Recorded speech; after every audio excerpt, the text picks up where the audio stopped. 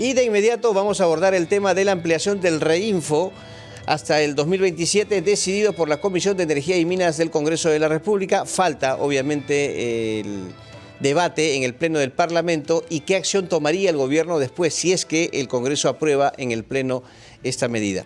Tenemos el gusto de dialogar a esta hora de la mañana, 7:07, con Nicolás Besic Adrián, coordinador general de Evidencia Instituto. Nicolás, ¿cómo está usted? Muy buenos días y muchas gracias por atendernos. Bienvenido. Carlos, Giovanna, gracias por la invitación. Buenos días. Bueno, ¿cuál es el análisis que hace usted, Nicolás, respecto a esta decisión tomada en el Congreso de la República y cuál es ahora, diríamos, el futuro inmediato de la minería informal y el proceso de formalización? ¿Por qué hasta el momento no se ha cumplido con el objetivo necesario de formalizar justamente a los mineros? Sí, bueno, yo creo que el dictamen que se aprobó en la Comisión de Energía y Minas es nefasto porque más que beneficiar a la formalización de los mineros de la MAPE, de la pequeña y artesanal minería, lo que hace es favorecer la minería ilegal, abiertamente, ¿no? Y todos estamos, bueno, la noticia es que se extendió el Reinfo hasta el 2027, pero en realidad hay dos disposiciones complementarias finales en el dictamen aprobado, que es donde se ve, creo yo, con mayor claridad la intención de favorecer a la minería ilegal y que poco importa en realidad la formalización, ¿no? Lo primero es la suspensión del procedimiento de exclusión del Reinfo, ¿no? Entonces dicen, ok, vamos a extender esto hasta el 2027 y hasta que se apruebe la ley MAPE o hasta que se culmine el proceso de formalización, no se puede excluir a ningún Reinfo. Entonces, yo puedo cometer actividades ilegales, puedo estar en el margen, operando en ríos, deforestando, haciendo trata de personas, en fin, pero no me van a poder excluir del Reinfo. Voy a tener esa protección legal. Claro, ahí luego han dicho que no, que para los que tengan sentencia de minería ilegal y tal, pero ¿cuántos años demoraría tener una sentencia de ese tipo, ¿no? Dicen, oye, pero vamos a sincerar la ubicación, que los Reinfos sinceren su ubicación, dónde están operando, que demuestren efectivamente que están ahí. Claro, no hay garantías para que eso suceda. Okay, pero ¿y si no lo hacen?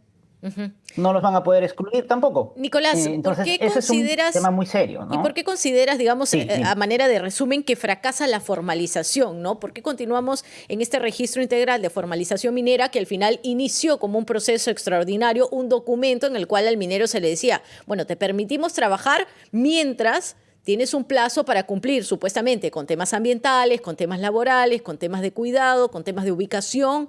Y bueno, ese documento se dio y se dio también la libertad para que se queden de manera permanente. Sí, ha fracasado porque ha permitido que desde el 2016 que existe el Reinfo, se haya formalizado el 2% de los 80.000 registros que se dieron. Ojo que cuando hablamos de Reinfo no hablamos exactamente o sea, no es la misma cantidad de personas o de empresas. Una empresa o una persona natural puede tener, o una persona jurídica, pero persona, en fin, puede tener más de un Reinfo. De hecho, por ejemplo, de estos 50.000 famosos Reinfos que se excluyeron, hay empresas que tenían más de 60 Reinfos excluidos con más de 4 años de suspendidos. Entonces, tampoco es que estemos hablando de el pequeño minero que es pobre y que estamos atentando contra su derecho a trabajo, porque una empresa que tiene más de 60 Reinfos, o sea, más de 60 pedidos para operar en distintas concesiones, no estamos hablando necesariamente de empresas pequeñas o de bajos recursos. De hecho, también de esos 50.565 Reinfos que se excluyeron y que esta norma reincorpora, y ese es el segundo punto que también considero nefasto y apoya la ilegalidad, el 10% de esos Reinfos, o sea, si uno ve el titular de esos Reinfos, en realidad solo son 37.000.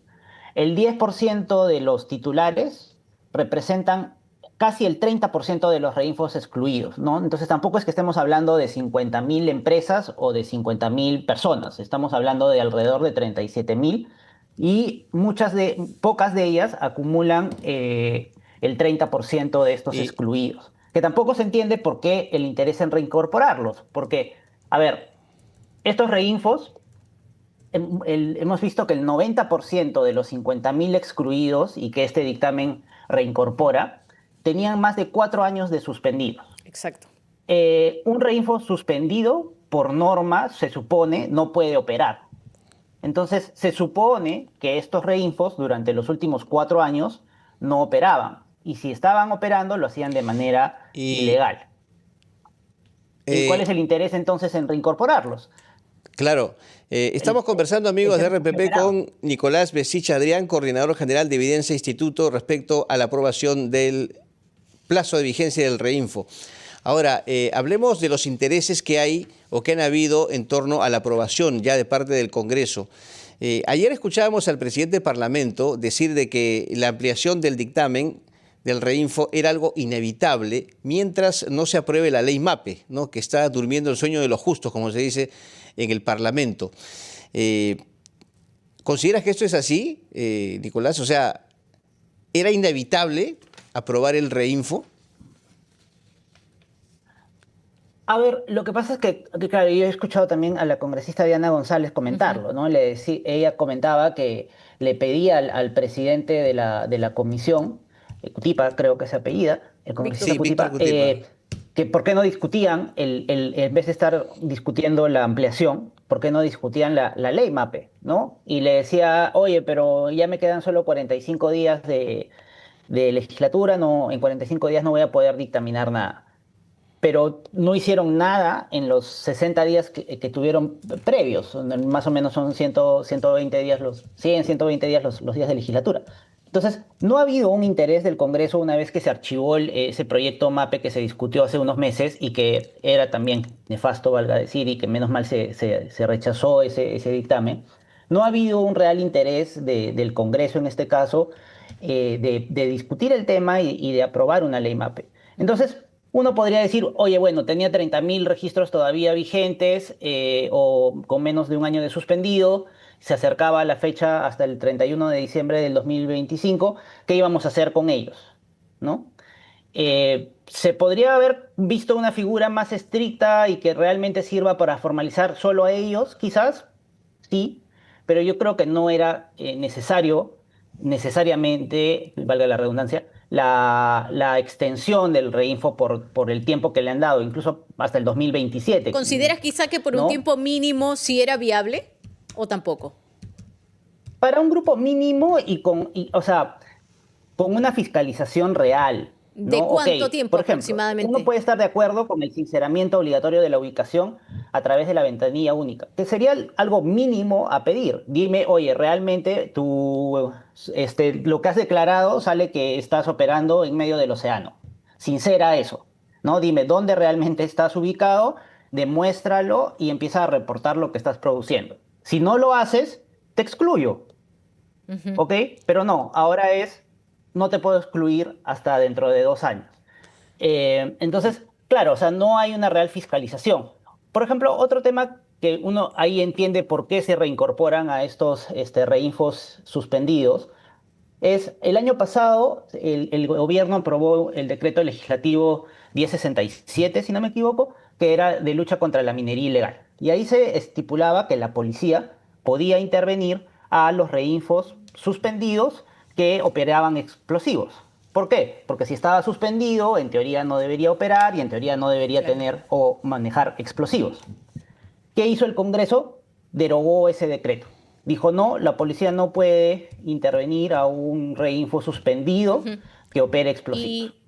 Entonces, claro, incluso ahora vemos por qué el interés en tener reinfos suspendidos.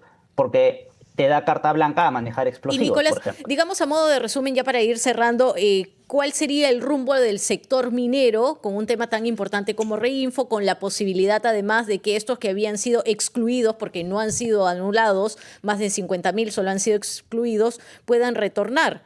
Tenemos entendido incluso que la verificación mínima de documentos no es tan compleja. RUC, razón social, nombres y apellidos y otros documentos. Entonces, finalmente el rumbo va hacia ¿dónde?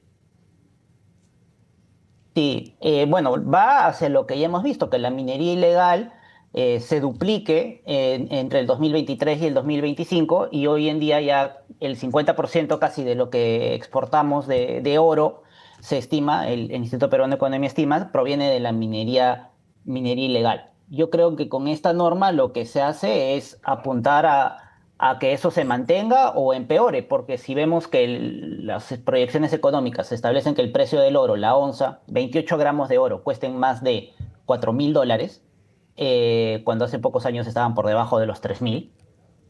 Bueno, hace pocos años costaban menos de 3.000. Entonces, todos los incentivos están a Muy bien. que la minería ilegal siga creciendo, ¿no? Bueno, Nicolás, muchas gracias por brindarnos estos minutos en la rotativa del aire. Ha sido muy amable.